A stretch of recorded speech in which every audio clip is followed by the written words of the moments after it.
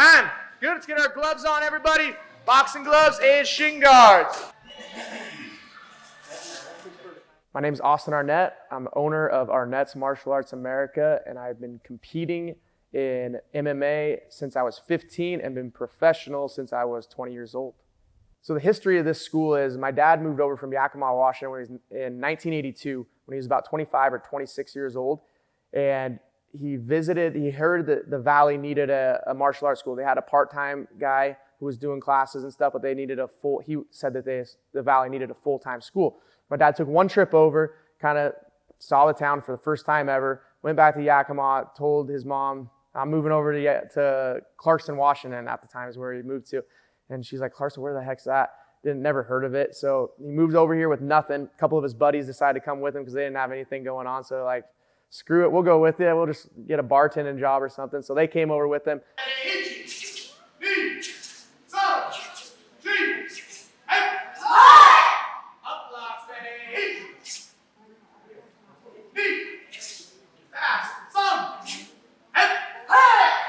My dad started the school from scratch and kind of built it up from there. And that was 1982. So a lot of years of just, he wasn't making anything, he's just trying to get it off the ground. And it took a lot of years before he was losing money, kind of in the hole for a long time. And then he finally, 5, 6, 7, 8 years into it, started making a profit. And the school just kind of steadily grew. First part of it, you'll work all the way across the mat. From here, hook, low, cross, body, reset. Hook, low, cross. So we have our team execution fight team, which is here at our gym that my dad started. So he started that fight team in 2005, I believe was the year, which was when kind of MMA was really, he was already doing MMA, but he didn't like have an official team and like really start going traveling, doing fights and really creating a team, fight team. But in 2005 he did. Started off with, 3 or 4 guys traveling around the Northwest, kind of doing amateur fights, competing. And then it's kind of like slowly grown from there. We've had 6 or 7 pro fighters out of here, Lewiston, Idaho, which for a small town to produce 6 or 7 pro fighters in just a 15-year period or so is pretty impressive, I think. Did that. He was in that dojo at that time he was probably in that dojo for about 15 years. And then we moved into the spot we're in now in 2014, I believe was the year. We moved into there and into here. And then the school has just always been like growing. And this is a bigger spot than we had before as well. And then he passed away in 2020, in July 2020. So when he passed away, it was kind of unexpected. He had some heart issues and everything, but we thought everything was good. And then he passed away one evening. So it was very abrupt. No one kind of expected it to happen. We thought we were in the clear. And so the school kind of just got dropped on me, and I just kind of had a decision to make, do I want to do this or do I want to, is this not something I want? So I kind of I had to make a decision really quick, like either take over the school and make it the best you can or move on from it, let it go, sell it or whatever. And I decided that I couldn't let it go. My dad has built this up for so long and created such a healthy family, community environment here. I couldn't just like all these kids and all these students, we have over 200 members here. I couldn't just walk away from them, and I couldn't let my dad down for everything that he's built. So I decided to keep it going. So we took like a week off after he passed away, and then from there we just started growing it as much as we can. And it's crazy. We're bigger now than we've ever been. We have more members now than we've ever had. It's just been a pretty awesome experience, and we're still growing, and it's going really good.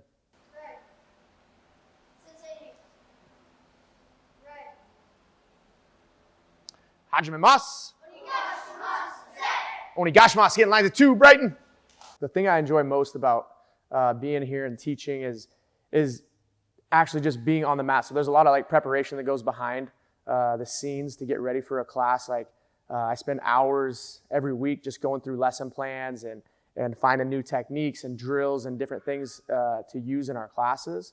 And that's like that can be fun, but it's just like very tedious work and sitting on a computer, and which I don't really, it's not my favorite thing. It's something you have to do for this job, but it's not my favorite. My favorite is actually just being on the mats with the kids, with the students, and teaching the techniques to them and working with them, and just being out here doing what I love. Retract. 2, 3, 4, 5. In the line, hands up, ready, right cross. 1, 2, 3, 4, 5. Good job, Eli. Hands up, ready, right cross. 1. Yeah, so I think my teaching style, I have a different teaching style than my dad had. We're just different a little bit. Like I've always obviously took a lot from him in a lot of the ways that he taught, but we're different instructors the way I teach. I'm a little bit more strict, I think, a little bit more like disciplinary with the kids, but I also like to have fun. I like to goof off with them and chase them around and have fun. But when it's like time to do work, like, you have to crack the whip and make sure the stuff's getting done, because you don't want parents aren't just paying for their kids to come here and have fun. Like they want their kids to come and have fun, but they're expecting them to leave with a skill. So sometimes it's easy to start having like too much fun, and you have to find that correct balance of like fun and making sure we're getting our job done and they're developing the skills that their parents are paying for, or even the adults, in the MMA classes, what they're paying for. You got to make sure that you have that perfect balance of fun and keeping them disciplined and learning the skills so they're getting something out of this. My career has been crazy. I turned pro when I was 20, which is pretty young. I started fighting when I was 15, amateur. So starting off, I probably turned pro a little young. I kind of wish now I would have waited another year or so probably. But it is what it is. It's been good, man. It's been up and down. I have, fought for the biggest organization in the world, the UFC 5 times. I competed for them. Traveled all over the world. Have fought in Australia, Argentina, Canada, Dubai, Abu Dhabi. I fought everywhere. So it's been a pretty cool experience to be able to travel the world, get paid for it, and get to do what you love, which is fighting. So it's been pretty amazing. The one thing that sucks about this sport is the losses suck worse than the winning feels good, so if that makes sense. So losing is way worse than when you win. Like, you just feel way worse. When you win, it's awesome for like a day. When you lose, it sucks for months. Like, you think about it for months, and it's like the worst feeling. You can't get over it. But when you win, it's like awesome for a day. You're like, oh, this is badass, and knock that dude out, go party with your friends. And then after that, it's like over, and it's like, when's my next fight? When's your next fight? And then when you lose, it sucks for a long time. So that's the crappy part about the sport.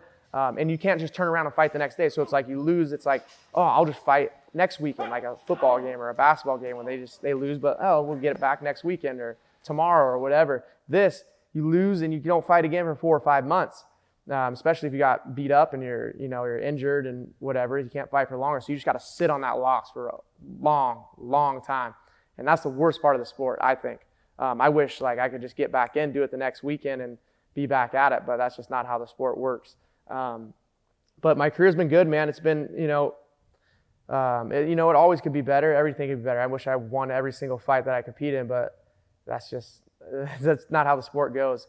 For most everybody, once in a while there's like Habibs or John Joneses that don't lose, but for the most part, everybody loses. It's just kind of how you pick yourself back up, get back on the horse, and get back after it. Ooh. Hey, Captain, let's go. Woo. Woo. Yeah, so I have a lot of different coaches and training partners that have always helped me. Obviously, my dad has been my main coach, my head coach, my whole entire life until he passed away. But he's basically trained me everything I know since I was a little kid. But besides that, he was always sending me off to other places and making sure that I was learning from other people. He didn't think that he knew it all, and he didn't think that like this is how you do it and there's no other ways to do it like some people are. A lot of people are. He was like very open-minded.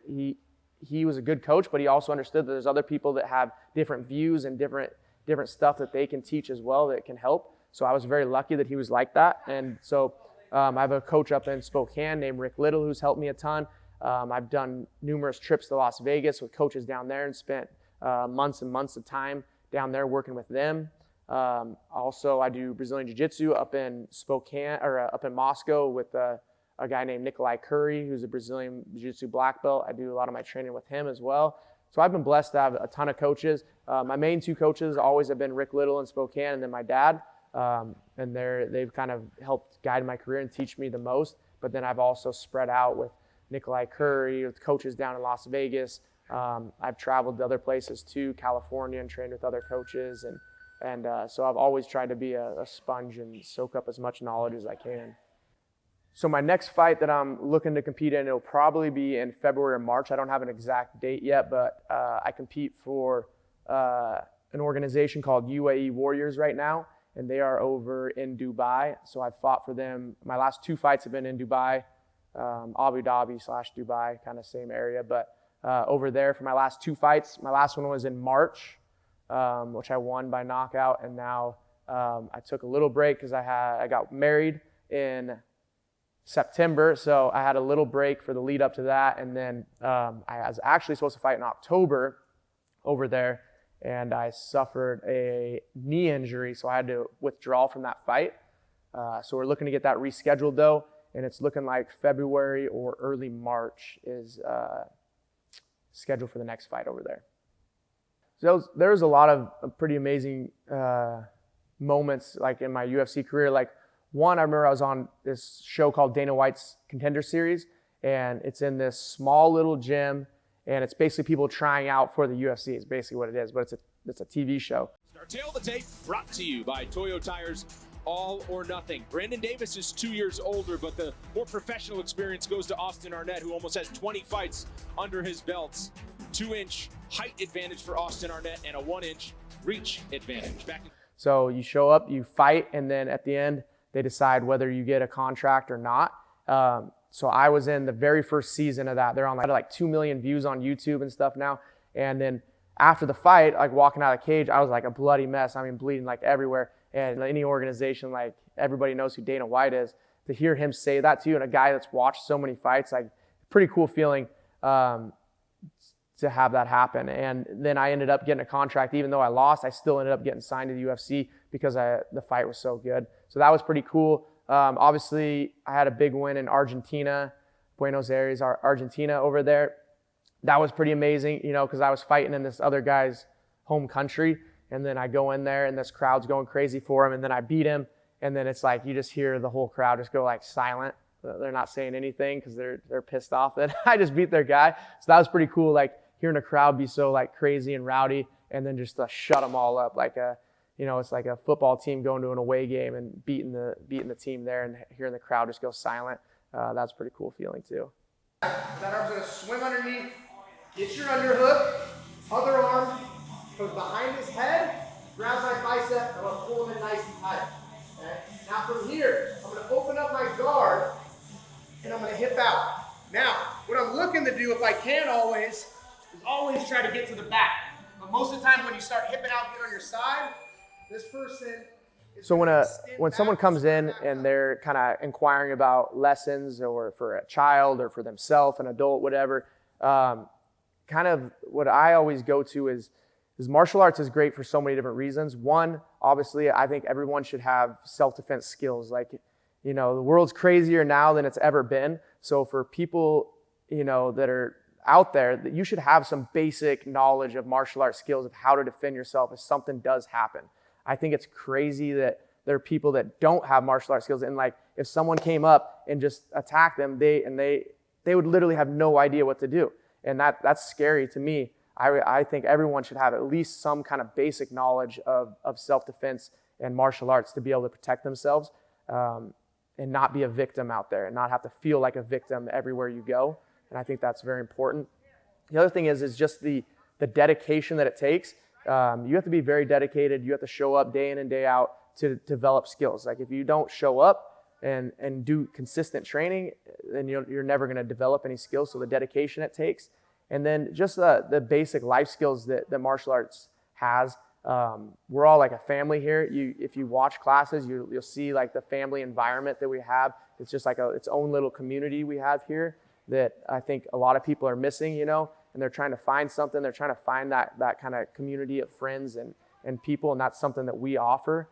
And when you come in here, you become part of the family, and it's people you can trust and develop lifelong friendships and lifelong relationships with people that you never thought that you ever would have developed before. And sometimes people, like, they don't even know that they're missing it until they start training. One of my good friends, he never trained martial arts in his life, had no interest in training martial arts. Brian, my friend, was like, I think I'm going to come and try it out. My friend's like, you won't show up. There's not a chance. You'll never show up. You'll never come in. He showed up, started training, and he's been training for like 3 or 4 years now, like never misses, like obsessed with it. And it was something that he didn't know he was missing in his life until he had it. And now if you talk to him, martial arts, it kind of changes outlook on life and in a positive way. And it's pretty amazing that it was something he didn't even know he was missing until he had it. And I think that's true for a lot of people. A lot of people, if they came in, they might not think, I don't want to do martial arts. And then if they did it, I think it changes your outlook and it becomes something that you realize you were missing in your life that you never did before.